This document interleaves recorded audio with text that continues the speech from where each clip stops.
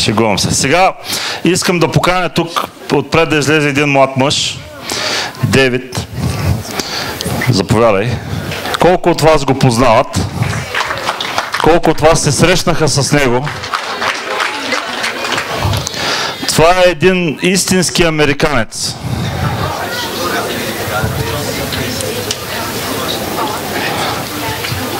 Обаче сърцето му е българско.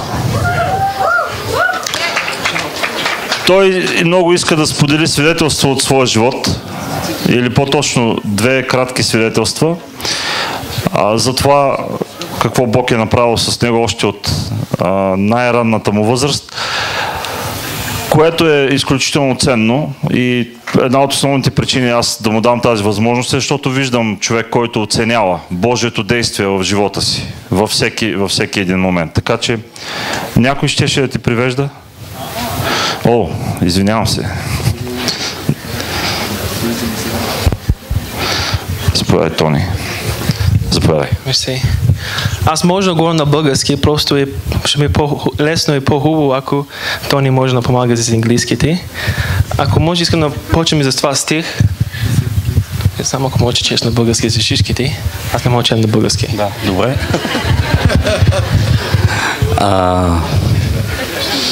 Това е 15-16 нещо. Вие не избрахте мен, Йоан. Точно. Но аз избрах вас и ви определих да излезете в света и да принасяте плод и плода ви да бъде траен. Та каквото и да поискате от Отца в мое име, да ви даде. Амин. I want to share my testimony of how God has opened doors in our life. Аз искам да споделя моето свидетелство за това как Бог е отворил врати в нашия живот.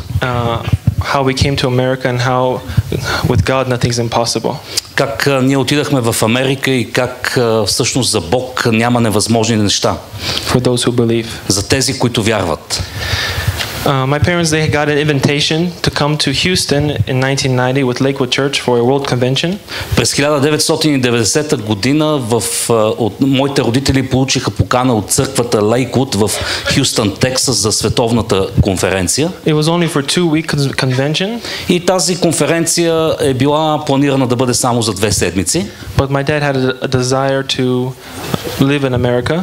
Но моят баща имал желание да остане да живее в Америка. But he says, I don't want to ask anybody about them to help me. I want only from God to open the door. В същото време той казал, аз не бих искал да моля никого от американците да ми помогне да остана и да се устроя в Америка. Искам Бог да отвори врата.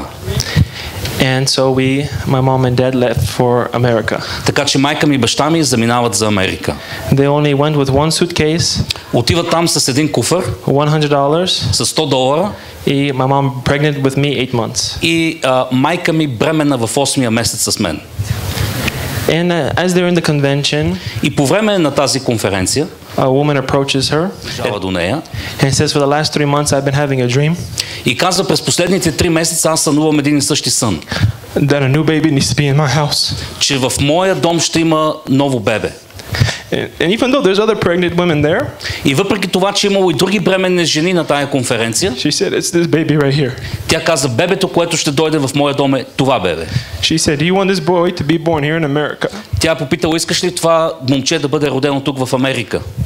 She said, well, I mean, it's good, but how are we going to do this? We have no money. И тя казала, да, искам, идеята е добра, но как ще се случи това? Ние нямаме нищо, нямаме пари.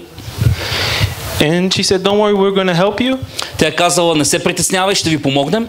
You can have the baby here. Може да родиш бебето тук. And we'll help you find a job and then you can leave after 2-3 months. И след това ще ви помогнем да си намерите работа и след 2-3 месеца може да бъдете самостоятелни.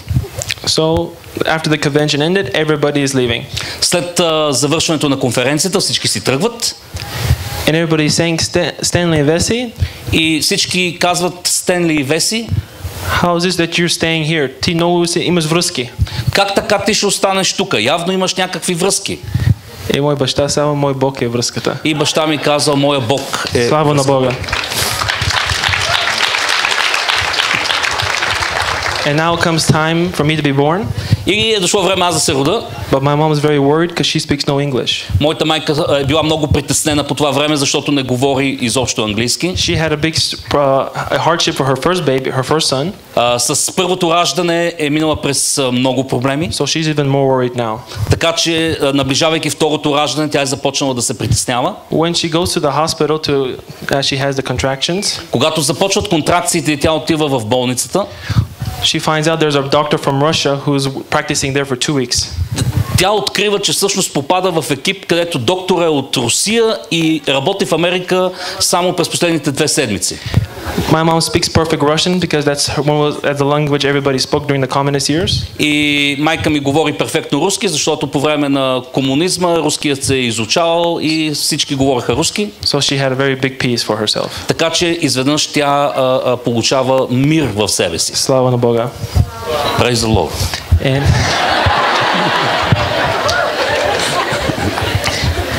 And now everything is I'm born in water. И аз съм роден във вода. And now it comes time to pay. И е време вече за плащане. And my father is praying now, saying, God, to give me wisdom to what to say. И баща ми започва да се моли, каза, Боже, дай ми мъдрост, какво да им кажа на тези хора. How I'm going to tell these people I got to pay on a monthly payment. Как да кажа на тези хора, че бих могъл да плащам месечни вноски, за да изплата цялата сума. How I'm going to get work. Как ще си намеря работа. I'm on a tourist visa. I don't have documents. Аз съм с туристическа виза, нямам необходимите документи, за да почна работа. So he goes now to the cashier. Така че той отива при счетоводството, при касиера на болницата. And he says, my name is Stanley. I'm from this room. I need to pay. И е казал, аз съм Стенли, ние сме в еди коя си стая, трябва да плащам. And the woman says, where are you from? И жената го попита, откъде си ти? He says, I'm from Bulgaria. Казал, от България. And right behind her is a map of the whole world. И зад нея, точно зад бюрото, имало карта на целия свят. And there are pins located on each part of the countries. И на всяка една от страните имало като маркери поставени. Туплинки. Да, туплинки. But Bulgaria is empty. И точно където е България е нямало туплийка. She takes it and puts it to Bulgaria. Тя взима една туплийка и я закачва за Божия на България. She said, "You're our first customer from Bulgaria." И тя му казала, ти си първият ни клиент от България. Your operation is free. Операцията е безплатна. Слава на Бога.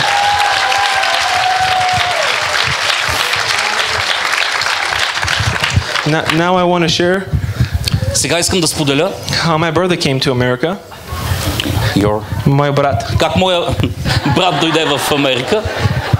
Because this time after 2 years has gone by. Защото по това време вече 2 години бяха минали. And the documents are still in process, but they're not correct. Документите все още бяха в процес, но все още не бяха готови.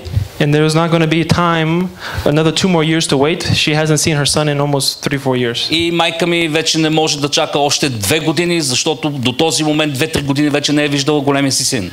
Again, they did not plan to stay in America, so they had to leave my brother in Bulgaria, or the embassy wouldn't let them leave. И както ви казах, те в първоначално не са планирали да останат в Америка, затова са оставили големия ми брат в България, иначе посолството няма да им даде визи за Америка. And it starts to become very heavy on my mom that she hasn't seen my brother in such a long time. Започва да става много мъчно на моята майка за това, че вече повече от 2 години не е виждала детето си. And then as she was praying, и докато се моли, she sees her soul is lifting from her body. Тя вижда как душата й напуска тялото. And she goes to heaven. И отива на небето. And she describes as she sees heaven is the most beautiful place she's ever seen. И тя описва небето като най-красивото място, което някога е виждала. The gates are with a special material that she can't describe, but with pearls in them. Вратите, портите са направени от специален материал, който тя не може да опише, но в тях има вградени перли. And angels singing how glory God is. И ангели, които пеят колко величествен е Бог.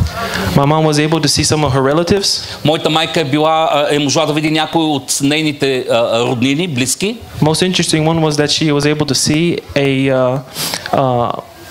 her grandma's daughter that died at age 6. Най-интересното е, че тя успяла да види сестрата на баба ми, която е починала на 6 годишна възраст. И now she's going to go see Jesus. И сега и предстояло да отиде да види Исус. And she asked him 3 questions. И тя му задала 3 въпроса. First question. Първият въпрос. When I'm going to see my son Paul? Кога ще видя сина си? Paul. Павел. Pavel, yeah. And he said very soon. Той казва много скоро. December month. През месец декември. This is around September month. This happened. Това се случва с майка ми около септември. Second question. Втория въпрос. When will my father forgive me? Кога моят баща ще ми прости? Because she's the only child. Защото тя е единственото дете на родителите си. And now that she's gone and living there. И сега тя е напуснала България, живее в Америка. He wants to be close with her daughter. Той, баща, е искал да бъде близък с дъщеря си. He built an apartment. He very close to him, so he already set up the life. Купил е апартамент близо до него, бил е подредил живота за дъщеря си. And so whenever she talks to him on the phone, he is very rude with her. И когато през тези години тя говори с него по телефона, той се държи много грубо с нея. It was very hard for her. И за нея е било много трудно, много тежко. And then Jesus said, He will forgive you very soon. И Исус си казва, ще ти прости много скоро. And then He will want you to stay there and not leave and not come back. И след това той самият ще иска ти да останеш в Америка, да не се връщаш в България. The third question. Третия въпрос. Is a secret she hasn't told me yet. Е тайна, която тя все още не ни е казала на нас. She said once I get married, she'll tell me the secret. Тя ми каза, че когато се оженя, тогава ще ми каже третия въпрос. Ще разкрие тайната. And then she came back to her body. И когато тя се връща в тялото си, my dad comes home. Баща ми се прибира вкъщи. And she sees my mom is glowing. И той вижда, че жена му сияе. And he says, "Какво става? What happened?" И казва, ¿qué pasa?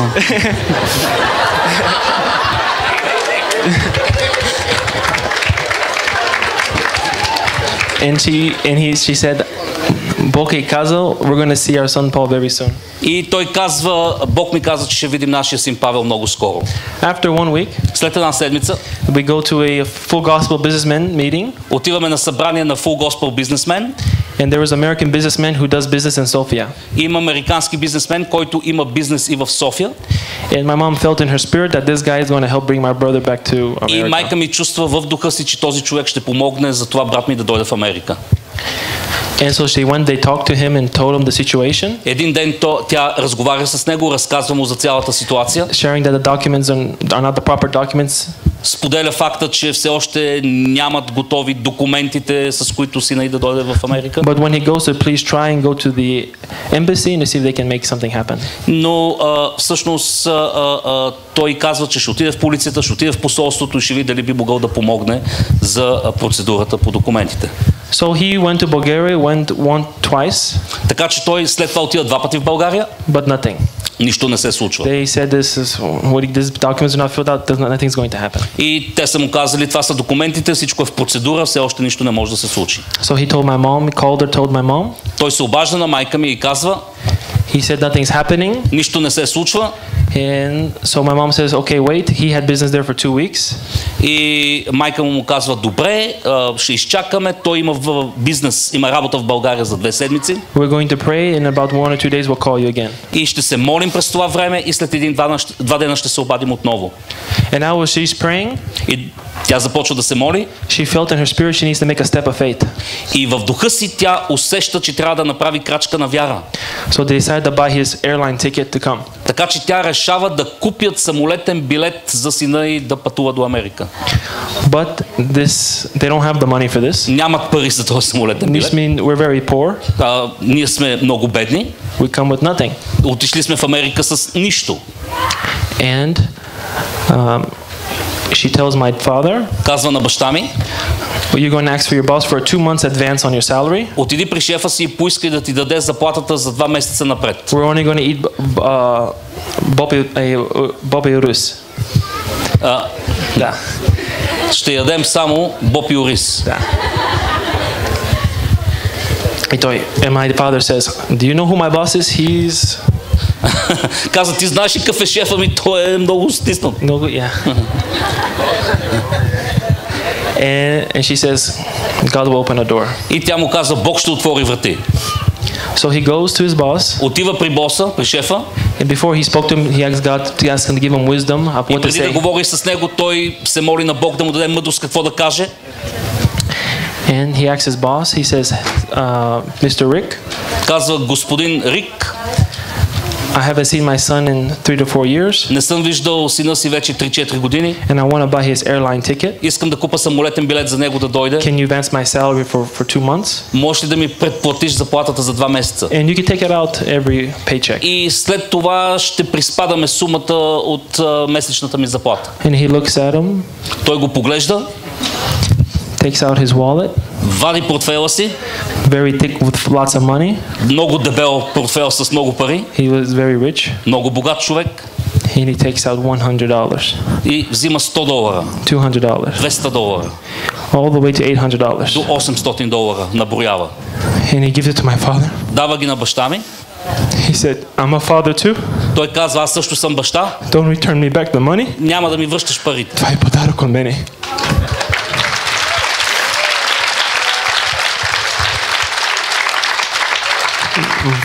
My father calls my mom. Баща ми се обажда на майка ми. He says, Бог е втори брата. And then they call the guy in Bulgaria. Обаждат се на бизнесмена в България. He says, God's going to open the door for him to come. We bought the ticket with faith. И казва, Бог ще отвори врата за нашия син да дойде. Ние вече купихме билета чрез вяра. He said, she says, go back again. И му казва, отиди пак в посолството. He went again 2 more times. Отива още 2 пъти.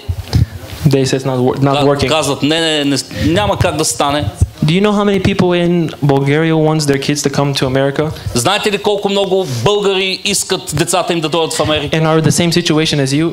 И са в същата ситуация като вас. And even are legally supposed to have their kids come. И дори те имат легално право децата им да отидат в Америка. And so my mom says, go back one more time. И майка ми му се обажда и му казва, отиди още веднъж. This time when the guy goes, Този път, когато този човек отива, he tells him how he had a dream that night той казва как в същата нощ имал сън. about that he needs to fix his documents, За това как трябва да се оправят документите. and that he can't stop thinking about them. И той не е можел да спре да мисли за това. And he says, all of a sudden, I'm starting to have this love for this child. Този човек казва, изведнъж започнах да усещам любов към това дете. And he says, come back tomorrow. И that's the guy in the embassy. Yes. И това е човека в посолството, му казва на бизнесмена, сънувам това дете, имам сън, имам любов към него, върни се утре. 6 o'clock in the morning, I'll have the door open. 6 часа сутринта вратата ще отворена. Before we're open, Преди да е отворено изобщо консулски отдел, we're going to fix his documents. ние ще оправим документите. The businessman calls my mom. Бизнесмена се обажда на майка ми He said, God's opened the door. и казва, Бог отвори вратата. Слава на Бога.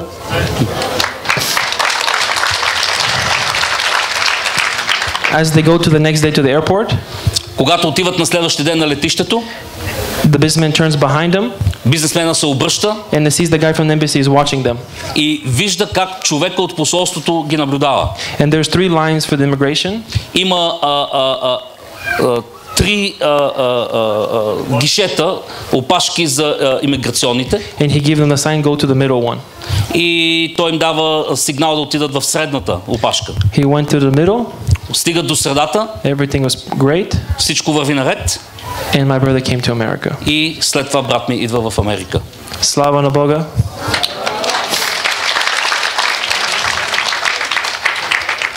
Even though sometimes things in the natural, Въпреки че по някой път нещата в естествения свят the doors look like they are closed, изглежда, че вратите са затворени, but in the spiritual realm, в духовния свят the doors are open. вратите са отворени. Believe in God. Вярвайте в Бога, Nothing's impossible. няма нищо невъзможно. Thank you. Благодаря ви. Слава на Бога.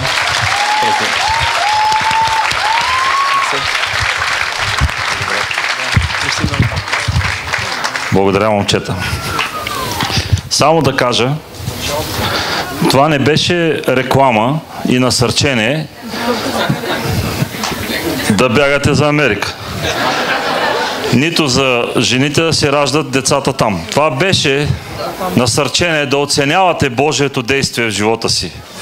И че това, че Бог е направил нещо веднъж, може да го направи пак. Защото продължава да е също толкова способен. А ако се чуете къде да раждате, елате в Троян. Болницата е супер. Лекарите са невероятни и е без пари. Всички от Троян да кажат ура. Замириса ли на кебабчета?